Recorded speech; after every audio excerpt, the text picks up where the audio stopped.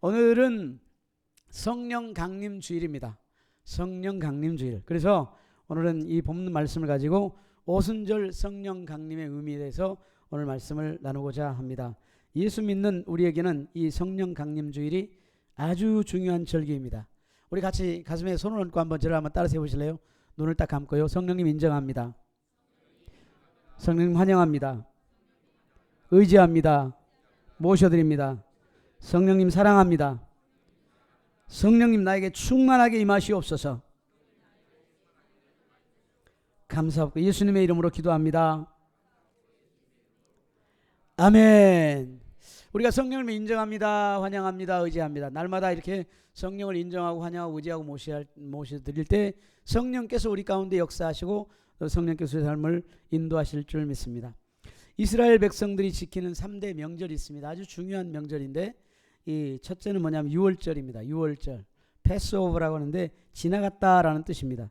애굽에서 종살이하던 430년 동안 종살이하던 이스라엘 백성을 하나님의 능력으로 구원하신 날을 기념하는 절기입니다.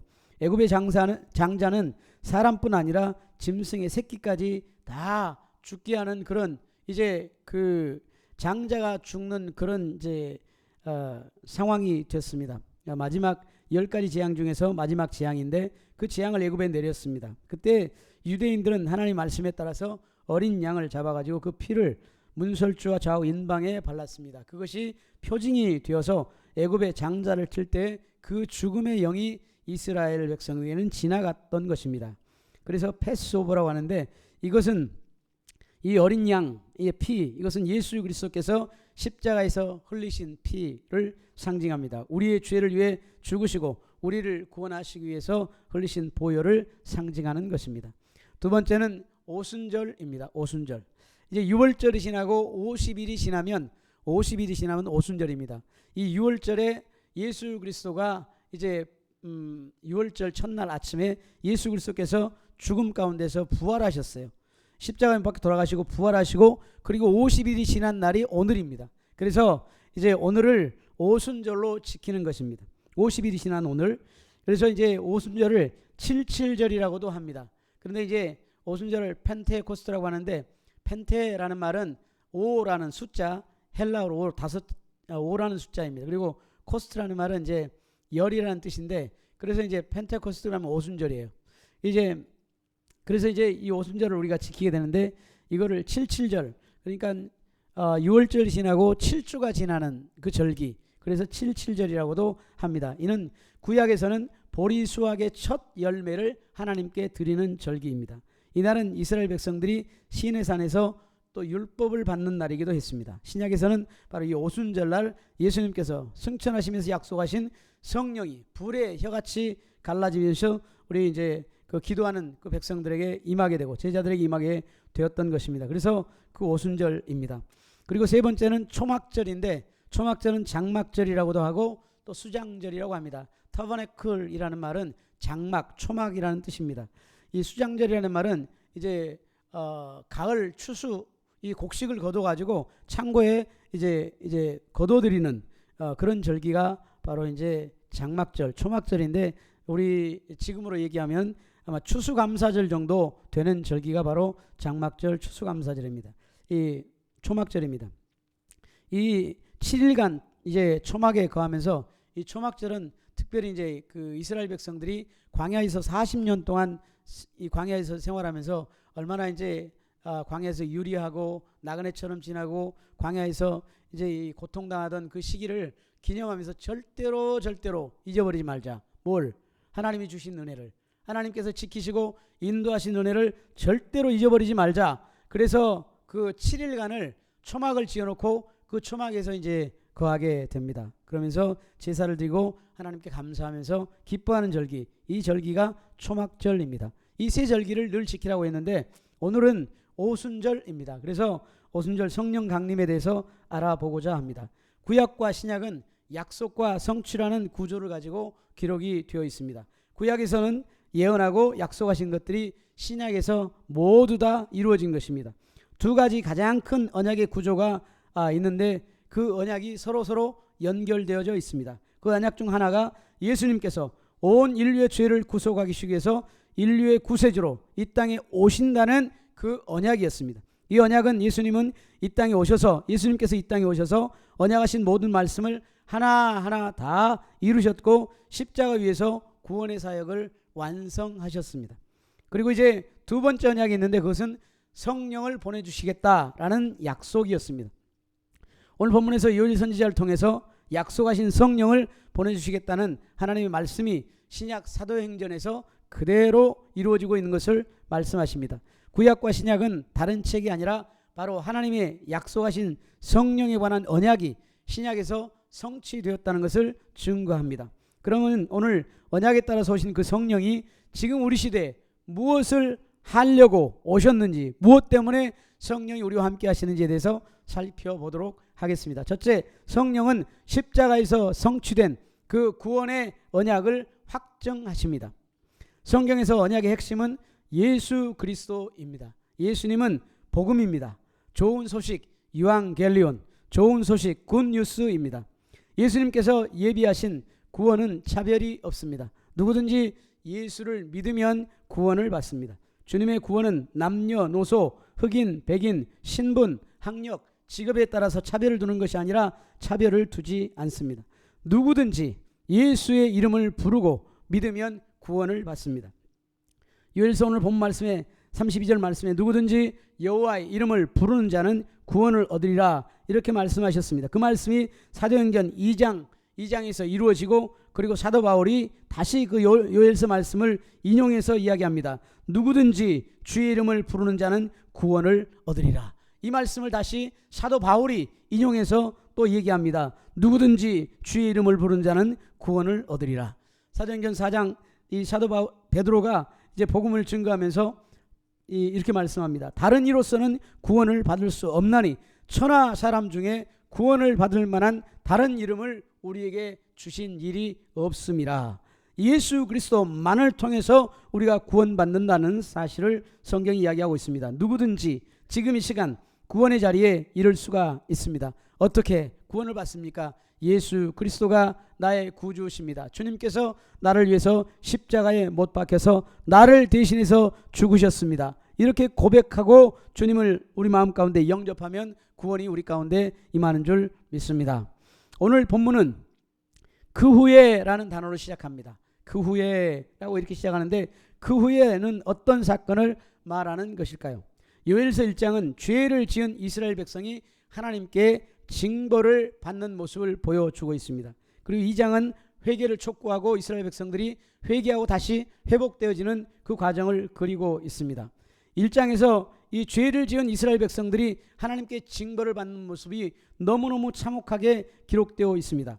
팥종이가 남긴 것을 메뚜기가 먹고 메뚜기가 남긴 것을 느치가 먹고 느치가 남긴 것을 황충이 먹었다. 메뚜기 여기 뭐 느치나 황충이나 메뚜기나 다 메뚜기 종류인데 여러분 아프리카에서 메뚜기 떼가 한번 날아가지고 이 밭에 있는 작물들 다 먹어버리면 아무것도 없어져 버립니다. 그런데 그거를 황충이 먹다 남은 것을 메뚜기가 먹고 메뚜기가 남는 것을 먹다 남은 것을 또 느치가 먹으니까 완전히 그냥 2중 3중으로 그냥 완전히 이 재앙이 임했고 그렇게 이스라엘 백성들이 고난을 당했다는 것을 이야기하고 있습니다. 사자같이 강하고 힘센 이방 나라가 일어나서 포도밭에 포도나무를 멸하고 무화과 나무를 말갛게 껍질을 벗겨버리니까 모두 가지가 다 죽어서 하얗게 되어버렸다. 이렇게 성경이 기록하고 있습니다. 성전에서 제사를 드려야 하는데 드릴 제물이 없습니다. 그러니까 제사가 끊어져 버렸습니다. 그 제사장들은 슬피 앉아서 울고 있습니다. 우는 이유는 제사장은 백성들이 드리는 제물로 살아가는데 그 제물이 없으니까 제사장들이 배가 고픈 것입니다. 심지어는 꼴이 없기 때문에 가축이 배가 고파서 울부짖고 소떼가 소란하고 양떼가 피곤하게 되는 그런 심각한 상황이 벌어졌습니다. 시내는 말라버렸고 들의 풀들이 불에 다 타버렸습니다. 사람도 들짐승도 주를 향하여 헐떡이는 그런 상황이 되었습니다. 왜 그랬습니까? 이스라엘 백성들이 하나님을 섬겨야 되는 그 백성들이 이 우상을 숭배하고 그리고 하나님을 떠났기 때문인 것입니다. 이때 요엘 선지자는 회개를 촉구합니다. 너희는 금식일을 정하고 성회를 소집하여 장로들과 이 땅의 모든 주민들을 너희 하나님 여호와의 성전으로 모으고 여호와께 부르짖을 지어다. 너희는 옷을 찢지 말고 마음을 찢고 너희 하나님 여호와께로 돌아올지어다. 그는 은혜로우시며 자비로우시며 노하기를 더디하시며 인애가 크시사 뜻을 돌이켜 재앙을 내리지 아니하시나니 주께서 혹시 마음과 뜻을 돌이켜 그 뒤에 복을 내리사 너희 하나님 여호와께 소제와 전제를 드리게 하지 아니하실지 누가 알겠느냐. 너희는 시온에서 나팔을 불어서 거룩한 금식일을 정하고 성회를 소집하라. 이렇게 이 요엘 선지자가 회개를 촉구합니다. 강력하게 회개를 촉구하자 백성들이 금식을 하면서 베옷을 입고 하나님을 섬기지 않고 우상을 숭배했던 것을 회개합니다. 백성들이 함께 모여서 금식을 정하고 옷을 찢으며 회개하게 되었을 때 다시 하나님께서 모든 것을 회복시켜 주시고 구원을 허락해 주신 것을 성경이 기록하고 있습니다. 여러분, 구원은 회개하고 주님을 영접하면 하나님께서 선물로 우리에게 주십니다. 할렐루야. 로마서 10장의 말씀에 네가 만일 네 입으로 예수를 주로 시인하여 또 하나님께서 그를 죽은 자 가운데서 살리신 것을 네 마음에 믿으면 구원을 받으리라. 사람이 마음으로 믿어 의에 이르고 입으로 시인하여 구원에 이르느니라. 성경에 이르든지 누구든지 그를 믿는 자는 부끄러움을 당하지 아니하리니 유대인이나 헬라인이나 차별이 없음이라. 한 분이신 주께서 모든 사람의 주가 되사 그를 부르는 모든 사람에게 부여하시도다. 예수님께서 이루신 구원은 전인격적인 구원입니다. 이것은 영혼육이 다 잘되는 축복입니다. 우리와 연관되어 있는 모든 환경이 회복되어지고 축복을 받게 되는 것입니다. 밭과 논이 축복을 받고 식물이 축복을 받고 우리 가정에서 기르는 가축이 동물이 축복을 받고 우리가 손으로 만지는 모든 것마다 축복을 받게 되는 것입니다. 우리가 손으로 만지는 떡반죽 그릇까지도 축복을 받게 된다고 성경이 기록을 하고 있습니다. 이것이 구원입니다. 바싹 마른 들판에 풀이 싹이 나고 나무가 열매를 맺으며 무화과 나무와 포도나무가 다시 다 힘을 내는 것, 이것이 구원입니다. 이른 비와 늦은 비를 하나님께서 적절하게 베풀어 주시는 것, 이것이 구원입니다. 마당에는 밀이 가득하고 독에는 새 포도주와 기름이 넘치는 것, 이것이 구원입니다. 우리가 먹되 풍족히 먹고 우리에게 놀라운 일을 행하신 우리 하나님 여호와의 이름을 찬송하게 되는 것, 이것이 구원입니다. 하나님의 백성인 우리가 영원히 수치를 당하지 아니하는 것, 이것이 구원입니다. 예수를 믿으면 죽어서 천국 가는 것만이 구원이 아니라 이 땅에서도 잘 되고 형통한 복을 누리게 되는 것, 이것이 구원이고 축복입니다. 또한 예수님께서 다시 오실 때 예수님처럼 우리 또한 영과 육이 완전한 몸으로 부활하게 되는 축복을 얻게 되는 것, 이것이 구원입니다. 예수를 믿어 영원히 구원받으면 범사가 잘됨으로 구원과 축복을 누리는 것입니다. 우리의 연약한 육체도 강건하게 되어집니다. 몸이 병들었어도 주님의 치유의 은혜, 주님께서 우리가 치유의 은혜를 베푸시는 그런 은혜를 얻게 되는 것입니다. 구원은 오직 회개하고 예수 그리스도를 믿음으로 얻게 되는 은혜의 선물입니다. 다른 방법이 없습니다. 구원은 오직 회개하고 예수 그리스도를 믿음으로 얻게 되는 은혜의 선물인 것입니다. 여러분, 예수님이 나의 구주가 되심을 믿으십니까? 예수님께서 나의 죄를 위해서 십자가에 못 박혀 돌아가셨다는 것을 믿으십니까? 예수님께서 나의 질병을 위해서 채찍에 맞으심으로 내가 치료받았음을 믿으십니까? 우리가 구원받았다는 것은 바로 이미 축복을 받았다는 것을 의미합니다. 이 사실을 알고 확실히 믿으면 우리 인생에 놀라운 변화가 일어납니다. 천지 만물을 주님이 지으셨습니다. 주님이 온 우주 만물의 주인이십니다. 여러분과 저의 주인이 주님이십니다. 여러분, 우리가 소고기를 사가지고 먹잖아요. 소가 풀을 먹고 그 다음에 살을 찌워가지고 사람이 일도 시키고 또 팔기도 하고 또 모르는 데서 잡아가지고 고기를 만들어서 고기를 먹고 또 건강을 유지하기도 합니다. 그런데 그 소를 만드신 분이 누굽니까? 주님이십니다. 그 소를 우리에게 맡기시고 사용하게 하십니다. 금과 은과 보석, 다이아몬드, 이런 진귀한 그런 광물질들을 누가 만드셨습니까? 주님이 만드셨습니다. 여러분, 그 만들어 놓고서 땅속에 딱 묻어 놓고 우리 사람들로 그것을 하나씩 찾아서 파내가지고 캐내가지고 그것을 잘 다듬어서 또 예쁘게 만들어서 어떤 사람은 그냥 목걸이도 하고 어떤 사람은 또 그걸 판매하기도 하고 돈을 벌기도 하고 그냥 그걸로 또 부귀영화도 누리기도 하고 그것을 통해 또 기쁨을 누리기도 하고 이렇게 되는 겁니다. 여러분, 금, 은, 보석, 다이아몬드 누가 만들었습니까? 주님이 만드셨습니다. 여러분, 우리가 누리고 있는 기계든 식물이든 음식이든 모든 것의 원재료, 이것은 원재료의 주인은 주님이십니다. 여러분, 김치를 우리가 맛있게 담아 먹는데 그 김치, 이 배추를 만드신 분이 누구십니까? 주님이십니다. 할렐루야. 쌀을 만드신 분이 누구십니까? 주님이십니다. 할렐루야. 돈을 만드신 분이 누구십니까? 주님이십니다. 그러니 우리 주님께 우리가 감사할 수밖에 없는 것입니다. 여러분, 과학과 수학, 물리학, 천문학, 의학, 철학, 이런 모든 것도 주님이 만든 우주와 자연 원리를 아주 쬐끔, 목이 눈물만큼, 그보다 더 적게 쬐끔 발견해서 그거를 찾아내가지고 글로 써가지고 학위를 받고, 그리고 명예를 얻고, 그리고 또 그걸 가르치고, 또 삶에 적용하고, 또 돈도 벌고 명예도 얻고 권세도 갖게 돼. 이런 일들을 하게 되니 그건 자랑할 것이 없는 것이 뭐냐? 그저 우리가 감사할 수밖에 없는 것은 그것을 다 하나님께서 만들어주신, 우주를 만들어주신 그 안에서 우리가 그것을 발견하고 그냥 찾아서 그냥 이렇게 우리가 누리는 것밖에 없는 거예요. 그러니까 우리 하나님께 감사할 수밖에 없는 것입니다. 하나님이 모든 것을 만드셨다는 것을 깨닫게 하시는 분이 바로 성령님이십니다. 십자가 위에서 이루신 것을 어떻게 우리 인간이 지혜로, 지식으로 깨달을 수 있겠습니까? 성령이 아니면 우리가 깨달을 수가 없습니다. 오직 성령이 임하시면 그것을 깨닫게 되는 것입니다. 그래서 우리가 성령을 받아야 되는 것입니다. 성령을 받아야 진짜 지혜가 우리에게 임하게 되고, 성령을 받아야 우리 삶에 진짜 축복이 임하게 되는 것입니다.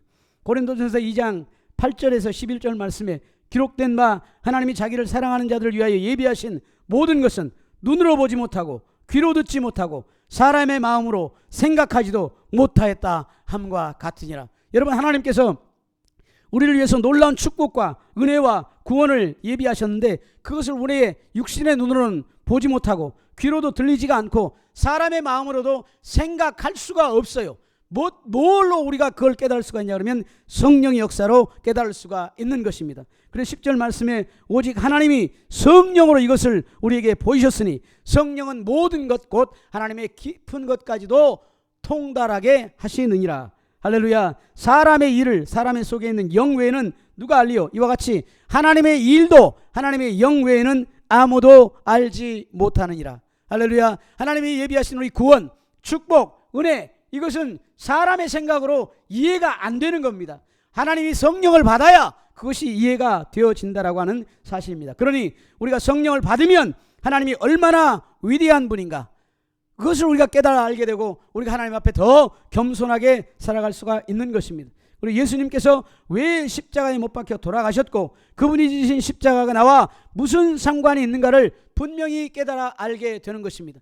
2000년 전에 죽었던 돌아가신 그 예수님과 나와 지금 나와 무슨 상관이 있는가? 아무리 생각해도 인간의 생각으로는, 인간의 지혜로는 깨달을 수가 없는 것입니다. 그러나 성령이 임하면 그것을 깨닫게 되는 것입니다. 나의 죄 때문에, 나의 부족함 때문에, 나의 질병 때문에, 나의 연약함 때문에, 나의 문제 때문에 주님께서 그렇게 고통당하시고 돌아가셨다는 사실을 우리가 성령을 통해서 깨닫게 되는 것입니다. 그래서 우리가 성령으로 충만한 삶을 살아야 되는 것입니다. 요한복음 14장 26절 말씀에 보혜사 곧 아버지께서 내 이름으로 보내실 성령, 그가 너희에게 모든 것을 가르치고 내가 너희에게 말한 모든 것을 생각나게 하시리라. 할렐루야. 그러니까 성령이 있어야 우리가 아버지 하나님의 뜻을 깨달아 알고 하나님 말씀을 깨달아 알고 그리고 예수님께서 우리에게 가르쳐 주신, 베푸신 그런 은혜를 우리가 누리고 살아갈 수가 있다라는 사실입니다. 성령이 없으면 그러니까 얼마나 불행한 삶을 살아가는지 모르는 것을 우리에게 성경이 이야기를 하고 있는 것입니다. 우리 모두가 성령으로 충만하시기를 주님의 이름으로 축원합니다. 축원합니다. 축원합니다. 두 번째, 성령은 교회 시대의 시작입니다. 성령이 교회 시대를 열었습니다. 그리고 교회 시대를 이끌어 가시는 분이 바로 성령입니다. 요엘 시대 때 약속하신 성령이 임하게 되었을 때 여러 가지 많은 좋은 일들이 있었습니다. 그 중에서 가장 큰 좋은 일은 바로 교회 시대가 시작되었다는 것입니다. 우리가 교회 시대에 살고 있는 것 얼마나 감사한 일인지 모릅니다. 예수님께서 십자가에 못 박혀 돌아가실 때 예수님의 제자들이 다 무서워서 도망가고 뿔뿔이 흩어져 버렸습니다. 그런데 예수님이 부활하셔서 그들에게 내가 부활했다고 주님께서 친히 보이시고 40일 동안 이 땅에 계시면서 자신의 부활을 친히 증거하셨습니다. 그리고 이제 하늘로 승천하여 올라가시면서 예수님께서 말씀하십니다. 약속하신 성령을 예루살렘을 떠나지 말고 기다리라, 이렇게 말씀했습니다. 그 말씀에 따라서 제자들이 예수님의 뜻에 따라서 이 120문도가 모여서 간절히 이제 기도를 합니다. 기도할 때 이제 10일이 지난 오순절, 오늘 바로 이 오순절에 성령이 임하게 되었습니다. 성령이 임하게 되니까 그들은 두려움이 사라지고 담대함이 생겨서 세상에 나가 복음을 전하기 시작했습니다. 성령이 임하기 전에는 그들이 예수님 십자가 못 박혀 돌아가신 걸 보고 무서워서 다 뿔뿔이 흩어졌는데 성령을 받고 나니까 이들이 이제 담대하게 복음을 증거하는 것입니다. 죽든지 살든지 주 예수 그리스도의 부활과 복음을 증거해야 되겠다. 그러면서 이제 담대하게 증거하게 됩니다. 그래서 사도 베드로가 이제 예수님을 증거하게 됐을 때, 예수님의 부활과 구원을 증거하게 됐을 때 한 번 복음을 전하니까 3,000명이 이 예수를 믿게 되고 또 한 번 전하게 되니까 5,000명이 구원을 얻게 되고 그리고 예루살렘 교회가 생겨나는 그런 역사가 있게 되었습니다. 교회의 시대는 이렇게 성령으로 시작되었고 이제 성령으로 이제 진행되어지고 있는 것입니다. 이제 그 12사도들이 세상에 나가서 복음을 증거하게 되고 그리고 7집사들이 세상에 나가서 복음을 증거할 때 이제 그 복음이 점점 이제 세상으로 퍼져가고 여러분과 제가 예수 그리스도를 믿게 되는 그런 은혜가 있게 된 것입니다. 그래서 우리가 이 성령을 통해서 이런 역사가 일어나는 것을 우리가 깨달아 알고 우리가 모두가 성령으로 충만한 사람들 다 되시기를 주님의 이름으로 축원합니다. 이 사도행전 1장 8절 말씀에 오직 성령이 너희에게 임하시면 너희가 권능을 받고 예루살렘과 온 유대와 사마리아와 땅 끝까지 이르러 내 증인이 되리라, 이렇게 말씀하고 있습니다. 예수 그리스도의 증인 되는 방법, 성령으로 충만해야 됩니다. 다른 방법이 없습니다. 인간의 지혜와 지식으로 이 복음 증거하는 증인 되는 것이 아니라 성령의 능력을 통해서 증거할 수 있는 증인이 되어지는 것입니다. 그래서 하나님, 나에게 성령으로 충만하게 하옵소서. 우리 삶이 먹든지 마시든지 무엇을 하든지 하나님 영광을 위해서 살아야 되는 그런 삶인데 우리가 성령으로 충만하지 않으면 그렇게 살아갈 수가 없는 것입니다. 그래서 우리가 주의 성령으로 충만하게 우리 날마다 기도해야 될 줄 믿습니다. 할렐루야. 우리 혼자서는 우리가 또 성령으로 충만할 수가 없습니다. 여러분, 이 성령 충만한 신앙생활은 우리가 함께 해야 되는 것입니다. 우리가 마음을 모아서 우리가 함께 기도하고 함께 예배하고 함께 찬양하고 함께 마음을 모아서 우리가 이 예배를 드리고 말씀을 들을 때 그때 성령의 역사가 우리 가운데 임하는 것입니다. 여러분, 장작불은 장작들이 다 모아서 이 불이 타기 시작하는 것입니다. 근데 이 타는 불을 갖다가 장작을 하나씩 흩어버리면 그냥 불이 꺼져버리고 마는 것입니다. 이와 같이 우리 신앙도 마찬가지입니다. 우리가 성령으로 충만하기 위해서는 마음을 모아서 함께 기도하고 찬양하고 예배할 때 성령이 충만한 역사가 나타날 줄 믿습니다. 에베소서 2장 22절 말씀에 너희도 성령 안에서 하나님이 거하실 초소가 되기 위하여 그리스도 예수 안에서 함께 지어져 가느니라. 함께 지어져 가느니라. 우리는 신앙생활을 혼자 하는 것이 아니라 함께 한다는 사실을 믿으시기를 주님의 이름으로 축원합니다. 교회는 그리스도의 몸을 이루어가는 것입니다. 우리 모두는 예수 그리스도 안에 있는 운명 공동체입니다. 나 하나로 인해서 우리 모두가 복을 누리기도 하고 나 하나로 인해서 우리 모두가 벌을 받기도 합니다. 아담 한 사람으로 인해서 온 인류가 죄를 범하고 죽음에 이르게 되었습니다. 예수님 한 분으로 인해서 온 인류가 구원 얻는 길을 찾게 되었습니다. 여러분, 아간 한 사람으로 인해서 아이성 전투, 조그만 그 아이성 전투에 패하게 되었습니다. 아브라함 한 사람으로 인해서 그 후손이 축복을 받게 되는 그런 역사가 있게 되었습니다. 여러분, 나 한 사람으로 인해서 나 한 사람의 믿음과 기도가 우리의 가정을 살리기도 하고 우리 교회를 살리기도 하고 우리 지역사회를 살리기도 하는 그런 역사가 있는 것입니다. 나 한 사람의 실수가 온 가정을, 온 교회에 위험에 빠뜨릴 수 있는 그런 일들이 일어난다는 것입니다. 여러분, 우리 지금 엘리베이터를 설치하기 위해서 여러분들이 헌금을 많이 모아놓고 지금 이제 충분한 재정을 모아놓고 지금 이제 엘리베이터를 설치를 하고 진행을 하고 있습니다. 그런데 기도하지 않으면 되어지지 않습니다. 이 엘리베이터 시작은 성령으로 시작했고 기도로 시작하고 진행하고 있고 기도로 맞춰질 것입니다. 하나님께서 기도할 때 문을 열어주시고 길을 열어주시고 방법을 열어주시고 사람을 만나게 하시고 문제를 해결하는 역사가 있게 될 줄 믿습니다. 우리 엘리베이터 설치위원회 모든 위원들 새벽부터 기도하시기 바랍니다. 예배 공예배에 참석하시기 바랍니다. 기도하셔야 됩니다. 기도하지 않으면 역사하지 않습니다. 할렐루야. 기도하지 않으면 뭐가 나타나냐? 사람의 모습이 나타나는 것입니다. 내가 잘했다고 자랑하게 되고 내가 맞았다고 자랑하게 되고 다른 사람은 틀렸다고 이렇게 얘기하게 되는 것입니다. 그러니까 싸움과 다툼만이 일어나게 되는 것입니다. 기도할 때 하나님 역사가 일어납니다. 기도할 때 역사가 일어납니다. 그래서 우리가 성령으로 충만해야 하나님의 일들이 일어나는 것입니다. 하나님의 기적이 일어나는 것입니다. 다 같이 우리가 기도하십시다. 성령 충만하게 해서 기도하는 저와 여러분 되시기를 주님의 이름으로 축원합니다. 축원합니다. 축원합니다.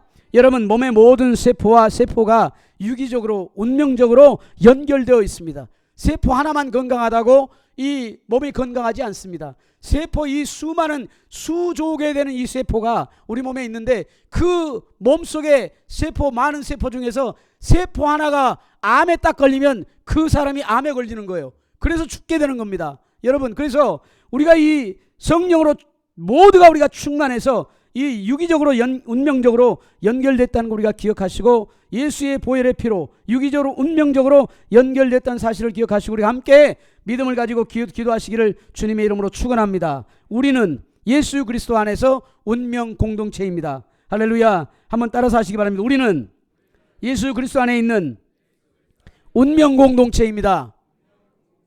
다 같이 살고 다 같이 죽는 거예요.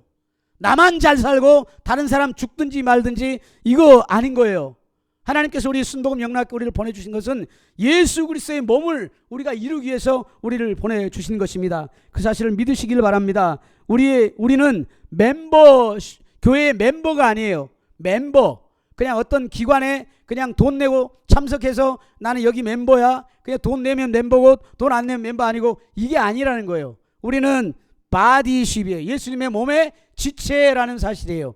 그 사실을 우리가 기억하고요. 여러분, 우리가 서로를 위해서 중보하고 기도하는 저와 여러분 되시기를 주님의 이름으로 축원합니다. 축원합니다. 축원합니다. 히브리서 10장 22절 25절 말씀에 우리가 마음의 뿌림을 받아 악한 양심으로부터 벗어나고 몸은 맑은 물로 씻음을 받았으니 참마음과 온전한 믿음으로 하나님께 나아가자. 또 약속하신 이는 미쁘시니 우리가 믿는 도리의 소망을 움직이지 말며 굳게 잡고 서로 돌아보아 사랑과 선행을 격려하며 모이기를 피하는 어떤 사람들의 습관과 같이 하지 말고 오직 권하여 그날의 가까움을 볼수록 더욱 그리하자. 더욱 그리하자. 습관적으로 모이지 않으려고 하고 습관적으로 모임을 흩으려고 하고 그런 사람들이 있다라는 것입니다. 그렇기 때문에 이 성경 말씀을 기록해 놓은 거예요. 세상 사람들을 위해서 이 성경을 기록한 것이 아니라 예수를 믿는 사람들에게 지금 얘기하고 있는 거예요.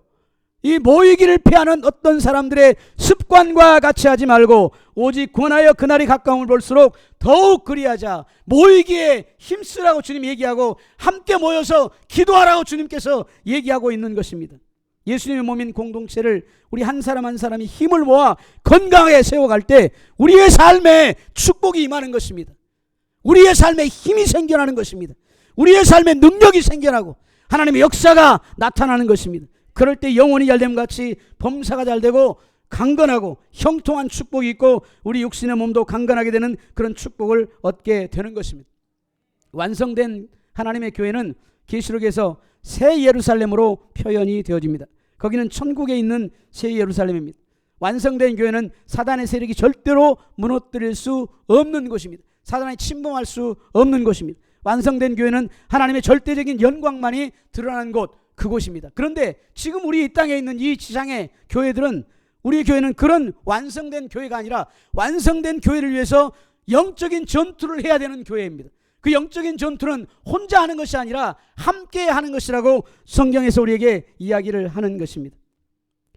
그 교회 완성을 위해서 나아갈 때 절대적으로 필요한 것이 뭐냐? 성령입니다. 성령의 능력 없이는 절대로 거룩하고 성결하고 흠이 없는 교회를 만들어 갈 수가 없습니다.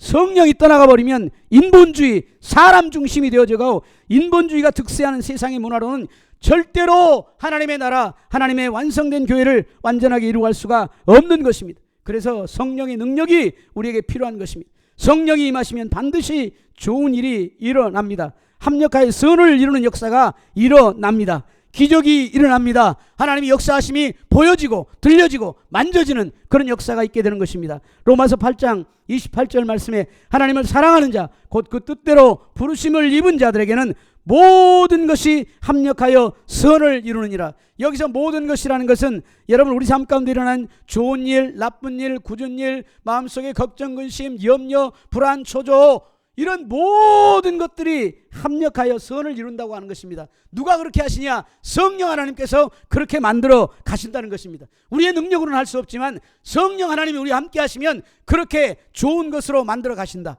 주님을 믿고 나아가면 반드시 성령께서 그렇게 역사하신다는 사실을 믿으시고 우리가 마음이 하나 돼서 함께 성령 충만하기 위해서 기도하는 저와 여러분 되시기를 주님의 이름으로 축원합니다. 축원합니다. 하나님께서 우리에게 교회를 주시는 것, 이건 축복하시기 위해서 교회를 주셨습니다. 우리에게 직분을 주신 것, 하나님 우리에게 축복하시기 위해서 그렇게 직분을 주신 것입니다. 그리고 직분을 통해서 우리가 하나 되도록 하기 위해서 직분을 주신 것입니다. 그러니까 그 직분을 우리가 충성되이 감당하면 하나님께서 우리 삶에 놀라운 역사를 일으키실 줄 믿습니다. 세 번째는 이 성령이 뭘 하시냐? 선교의 시대를 이끌어 가십니다. 선교는 우리의 사명입니다. 지금은 우리는 사명으로 살아가고 있습니다. 지금 시대는 사명을 잃어버리면 딴짓하기 딱 좋은, 딴짓하고 살기에 딱 좋은 시대입니다. 그래서 성령의 능력으로 충만해서 하나님의 뜻을 깨달아 알고 사명으로 살아가야 됩니다. 사명을 붙잡고 살아가야 되는 것입니다. 내가 어디서부터 와서 무엇 때문에 살고 어디로 가는지 우리가 분명히 알아야 되고 그 사명을 갖고 살아야 되는 것입니다. 하나님께서는 우리를 부르셔서 구원하시고 하나님의 자녀 삼아 주셨습니다. 우리는 성령을 통해서 양자의 영을 받은 사람들입니다. 하나님의 영이 없으면 하나님의 자녀가 아니다고 했습니다. 이전에는 예수님을 우리가 알지 못할 때는 우리가 마귀의 자녀들이었습니다. 사단의 노예였습니다. 그런데 주님께서 십자가에 못 박혀 돌아가심으로 우리를 하나님의 자녀 삼아 주셨습니다. 로마서 8장 9절 말씀에 만일 너희 속에 하나님의 영이 거하시면 너희가 육신에 있지 아니하고 영에 있나니 누구든지 그리스도의 영이 없으면 그리스도의 사람이 아니라. 우리가 그리스도의 사람이 된 것, 그리스도의 사람으로 변화된 것 어떻게 알고 또 어떻게 그렇게 되었느냐? 바로 성령을 통해서 우리가 깨달아 알게 되는 것입니다. 우리 인간의 지혜로는 절대로 이것을 깨달아 알 수가 없습니다. 아무리 공부를 많이 하고 박사학위를 10개를 받아도 깨달을 수가 없는 것입니다. 하나님의 지혜가 하나님의 어리석음이 세상의 지혜보다 훨씬 뛰어나는 걸 믿으시기를 주님의 이름으로 축원합니다. 이렇게 하나님의 자녀 삼아주신 이유는 복음 전하기 위함입니다. 너희 자녀들이 장래일을 말할 것이며 너희 늙은이는 꿈을 꾸며 너희 젊은이는 이상을 볼 것이며 그때에 내가 또 내 영을 남종과 여종에게 부어줄 것이다. 그렇게 하신 이유는 구원의 복음을 온 세계 만민에게 증거하려는 데 있는 것입니다. 하나님은 복음을 전하고 가난한 자들을 돌보며 선교하는 사람들에게 영권과 인권과 물권을 마음껏 부어주십니다. 믿으십니까? 믿으십니까? 왜 그럴까요? 복음 전하는 선교적인 삶을 사는 것이 우리의 사명이기 때문입니다. 여러분 물질의 복을 받기 원하십니까? 복음 전하시기 바랍니다. 전도하고 선교하는데 물질 사용해 보십시오. 그럼 주님은 구멍 뚫린 전대를 막아주시는 역사가 있게 될 줄 믿습니다. 사람도 붙여주십니다. 재능 있는 사람, 능력 있는 사람, 선교적 삶을 살아가는 사람을 분명히 붙여주십니다. 영권을 부여하셔서 말하는 대로 선포하는 대로 되어지는 그런 축복이 있게 될 것을 믿습니다. 여러분 지금은 성령 시대입니다. 성령 시대라는 말은 성령께서 주시는 사명으로 살아가는 시대를 말하는 것입니다. 바꿔서 얘기하면 성령이 아니면 위험한 시대에 살아가고 있다는 사실입니다. 정신을 차리고 깨어서 살아야 하는 시대입니다. 사단 마귀가 우는 사자와 같이 유혹하고 삼킬 자를 두루두루 찾아다니는 그런 시대입니다. 그래서 우리는 성령으로 충만해서 주님 다시 오실 날을 준비하는 삶을 살아야 되겠습니다. 지금은 종말의 시기입니다. 마지막 때입니다. 종말의 때는 다시 오실 예수님을 맞을 준비를 하는 시대입니다. 이때 우리가 할 일과 사명은 복음을 전하는 것입니다. 마태복음 24장 14절 말씀에 이 천국 복음이 모든 민족에 증거되기 위하여 온 세상에 전파되리니 그제야 끝이 오리라. 여러분과 저에게 천국 복음의 전파에 사명을 맡겨주시고 그리고 온 세계 열방에 하나님 복음이 다 증거되기까지 주님께서 기다리시겠다 이렇게 얘기를 하셨습니다. 그러니까 어떤 사람이 그러면 이 땅이 더 좋은디? 그러니까 천국 복음을 안전하면 여기서 좀 더 오래 살겠네? 할렐루야. 이런 꼼수 쓰지 마시기 바랍니다. 여러분이 안 하면 돌들을 들어서 하나님께서 일하시는 것입니다.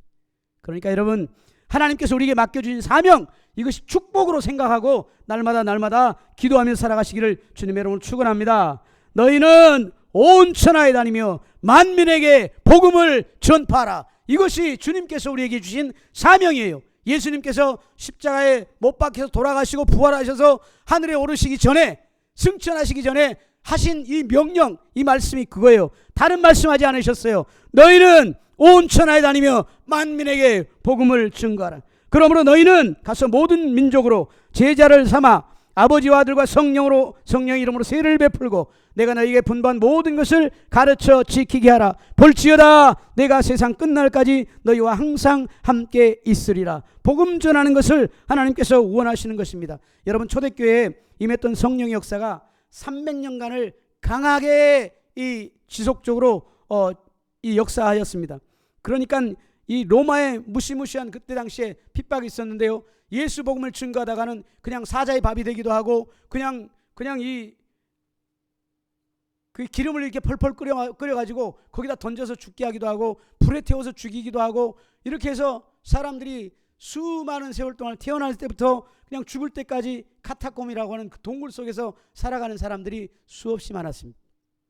그래서 300년 동안 어찌됐든 하여튼 성령을 의지하고 그렇게 성령으로 인해서 강력하게 복음을 증거하고 핍박을 견뎌내게 되니까 여러분, 이제 그 강력한 로마가 복음의 손을 들고 항복을 했습니다.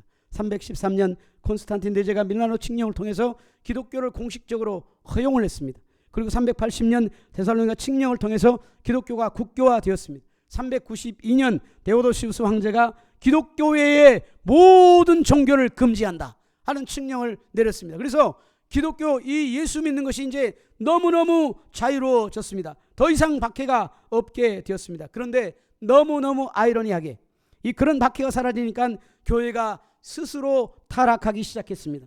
교회의 힘이 막강해지니까 기도보다는 권력 싸움과 정치에 개입을 하게 되고 교회는 점점 성령의 불이 시들어가기 시작했습니다. 교회의 본질은 정치 개입도 아니고 사회 참여도 아니고 기도와 말씀과 예배를 통해 성령으로 충만해서 주님과 깊은 영적인 교제를 하고 그리고 그것을 통해서 주의 복음을 온 세상에 증거하는 구원의 복음을 증거하는 것이 교회의 본질인 것입니다. 교회의 본질은 이 땅에 예수 복음을 통해서 하나님의 나라를 세워가는 것이 교회의 본질입니다. 교회의 본질은 가난한 자, 헐벗고 굶주린 자, 억압받고 고통당한 자를 예수 복음으로 새롭게 일으켜 세워주는 것, 그것이 교회의 본질입니다. 그래서 예수님께서는 이 주의 성령이 내게 임하셨으니 하면서 이렇게 말씀하셨습니다.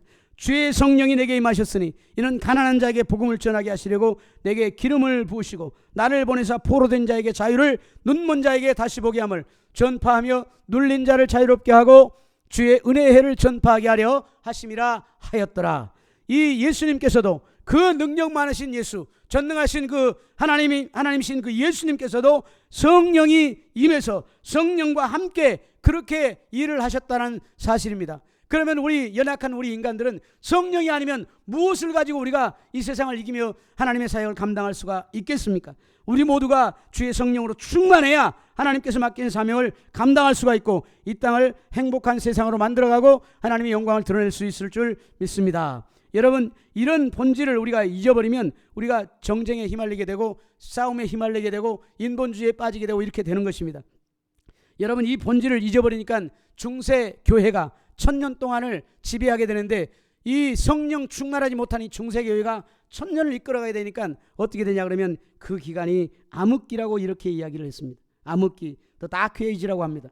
우리 개개인이, 교회가, 나라가 성령의 역사를 잃어버리면 교회는 암흑기가 되고 개인과 우리 나라가 암흑기에 다가서게 되는 것입니다. 성령의 역사를 잃어버리면 그렇게 되는 것입니다. 그러므로 우리가 늘 깨어서 성령으로 충만한 삶을 살아가시기를 주님의 이름으로 축원합니다. 이런 중세 암흑기를 거쳐서 다시 말씀으로 돌아가자는 운동이 이제 일어나기 시작했습니다. 그래서 종교개혁이 일어나고 그리고 많은 이제 영적 대각성들이 일어나게 되었습니다. 그리고 이제 19세기 말 20세기가 시작되는 1901년 1월 1일 새벽에 찰스 파람이 세운 미국 캔사스주의 베델 성서학교의 학생이었던 아그네스 오즈만이라는 여학생이 있었습니다. 그 여학생이 성령을 받고 방언이 터지면서 다시 이 오순절 성령운동이 이제 일어나기 시작했습니다. 그 연약한 한 여인이 받은 성령의 기름 부으심이 끊임없이 온 세계로 흘러가게 되고 지금 120년이 지난 지금 전 세계 성령운동을 하는 그런 성도들이 몇 명이냐? 6억 5천만 명입니다. 놀라시도 않으시네. 여러분 한 사람이 성령을 받고 그렇게 해서 성령운동을 시작을 했는데 여러분 120년이 지나니까 6억 5천만 명. 우와, 이렇게 해야죠. 이제 우리 모두 한 분 한 분이 성령으로 충만해서 다시 성령의 새바람을 우리 교회에 불어일으키고 우리 가정에 불어일으키고 우리 지역사회에 불어일으키고 할렐루야, 광주 지역에 이 빛고울 광주에 성령의 새바람이 불고 우리 조국 대한민국에 성령의 새바람이 불고 온 세계에 성령의 새바람이 불어가도록 우리가 기도해야 되겠습니다. 결론으로 말씀을 드리겠습니다. 이번 주는 성령 강림 주일입니다. 모두가 성령 충만을 갈망하면서 함께 말씀과 기도와 예배와 모이기를 힘쓰시기를 주님의 이름으로 축원합니다. 오순절 성령 강림이 우리에게 주는 의미는 이것입니다. 첫째는 성령은 십자가에서 완성하신 구원을 확증해 주신다. 둘째는 성령은 교회를 세우시고 교회를 이끌어 가시고 교회를 완성해 가신다. 셋째는 성령은 선교적인 사명을 우리에게 부여하시고 그 일을 이루기 위해서 그 일에 동참하는 모든 이들에게 영권과 인권과 물권을 마음껏 부어주시고 축복하신다. 이 사실을 믿으시고 주님의 이름으로 이 온 세상에 나가서 하나님 복음 증거하는 저와 여러분 되시기를 주님의 이름으로 축원합니다. 오늘 시간 성령 충만하게 역사해 주옵소서. 우리 같이 한번 기도하겠습니다. 다른 것 말고 하나님 우리에게 성령으로 충만하게 하옵소서. 성령으로 충만하게 하옵소서. 성령으로 충만하게 하옵소서. 우리 같이 기도하겠습니다. 할렐루야 할렐루야 할렐루야. 좋으신 아버지 하나님, 주님 은혜와 사랑을 감사합니다.